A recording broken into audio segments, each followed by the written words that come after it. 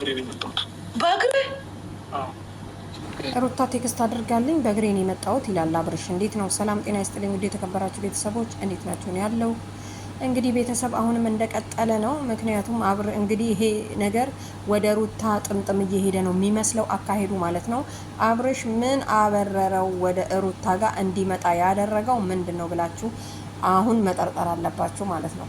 ምክንያቱም አብርሽ እህቱ ቤት ነው ወንድሙ ቤት ነው የተኛውና እንግዲህ እንዴት መጣክ ሲባል እነሱ ሳምንት ሊያቆዩክ ነው፣ ስለዚህ ና ብላ ሩታ ጻፈችልኝ ሜሴጅ። ከዛ አየውኝና ተነስቼ በእግሬ መጣውኝ። እንግዲህ በእግር ከነ ሩታ ቤት ወይንም አብርሽ ከቤቱ እነ ቡዜ ጋር ማለት ነውና ቡዜ እንግዲህ ከእንቅልፏ ተነስታ ስታየው ቡዜ የለም። ከዛ በኋላ እንትናን ማን ነበር ሄርሜላን ጠርታው ምናምን ነገር ሲወያዩ ነበረ። ምክንያቱም ይሄ ልጅ የት ሄደ ወይ ደግሞ ስልክ ሲደወል ሩታ አታነሳ፣ ማንሳት ነበረባት። ምክንያቱም እህቱ ቤት ነው ያለው፣ መጥራት አልነበረባትም። አብርሽ ምን ያህል ራሱን ቢረሳ ነው ሩታ ሚሴጅ ጻፈችልኝ ብሎ በእግሩ በሌሊት በር ሳይዘጋ የመጣው? አያችሁ፣ ይሄን ነው አሁን ማስተዋል ያለባችሁ። ምክንያቱም አብርሽ የሆነ ነገር የተደረገበት አለ ማለት ነው። እሱ ብቻ አይደለም፣ ኤፍሬም ላይ ራሱ ኤፍሬም አሁንም ዛሬም ትላንትም ከሩታ ጋር ነው። እንግዲህ ኤፍሬም የአብርሽ ወንድም ነው።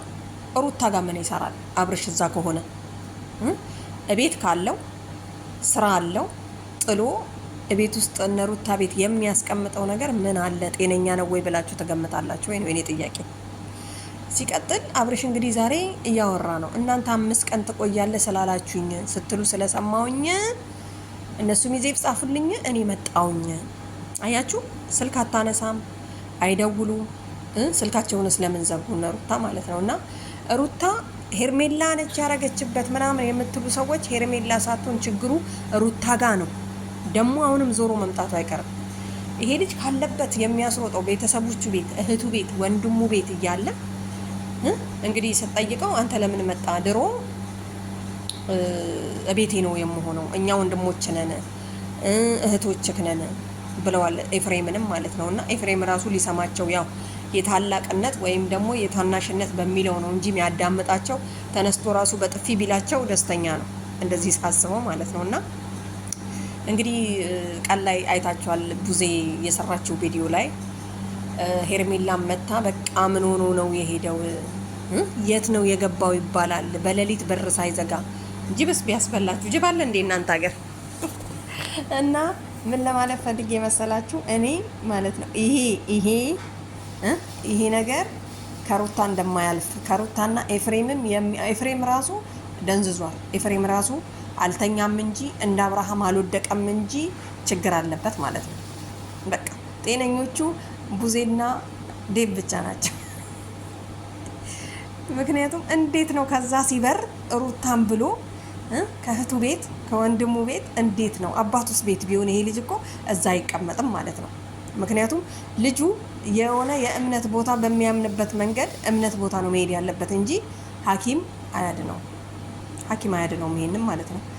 ሩታዬ እንግዲህ በጣም ይዘዋለች አብርሽን። አይመለከታችሁም፣ እሱ ቤቱ ነው የሚቀመጠው፣ ቤቱ ስለመጣ ነው ዝም ያልኩት፣ ምን አስደወለኝ ምናምን እያለች ነው። እና ከዚህ ውስጥ ሄርሜላ ነፃ እንደምትወጣ አትጠራጠሩ። አብርሽ ከዳነ ደግሞ ሄርሜላ የታለች? የት ሄደች? የቱ ጋናት? ማን ወሰደብኝ? ምናምን ነገር ብሎ መጠየቁ አይቀርም። እና በአሁን ሰዓት እንዳይጠይቅ ሩታን ብቻ እንዲል ሩታ ያደረገችበት ነገር አለ። እሱ ላይ ብቻ ሳይሆን እንትና ራሱ እኔ እንደማስበው ማለት ነው። እንዴት ነው አንድ ሰው ቤተሰብ ጋር ሄዶ በሌሊት በር ከፍቶ ሮጦ ቤቴ ብሎ የሚመጣው? ለምን ትናንትና ወይንም ደግሞ እደር ሲሉት ለምን አላደረም? ሩታም ጥፋተኛ ናት። ሜሴጅ መጻፍ አልነበረባችሁ።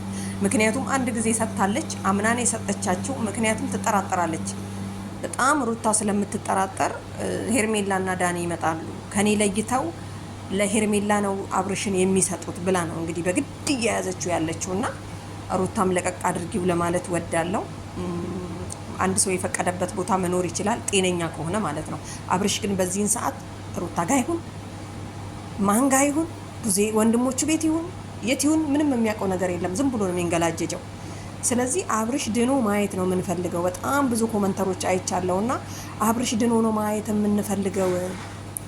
ምክንያቱም ሄርሜላ ጥሩ ነች፣ ሩታ ነች ተንኮለኛ እያሉ ነው። እውነት ነው ተንኮለኛ ነች ወይ ነው ጥያቄው። እና ግማሾቹ ደግሞ ኖ ሩታ ነች እንትና ሄርሜላ ናት በመሀል የገባችው። እኔ ግን ሄርሜላን ማለት ነው ለእውነት ተናገሪ ካላችሁኝ በመሀል አልገባችም።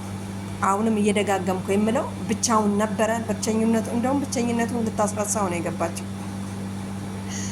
እና ቤተሰብ ቡዜ በጣም ተሰምቷታል፣ በጣም ማለት ነው። ምክንያቱም እኛ በቃ ወንድማችን አይደለም ወይ እንዴት ነው እንትና ሩታ የምታስበን?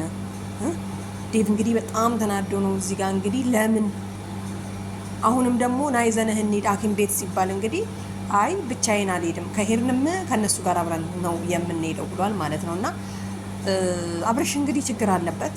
አዎ 100% እርግጠኛ ነኝ ችግር አለበት። እንግዲህ በዚህ ሌሊት ጅብ እንዴት ነው ጅብ እንኳን ቢበላ ከአብርሽዬ ማለት ነው እግዚአብሔር ይማር።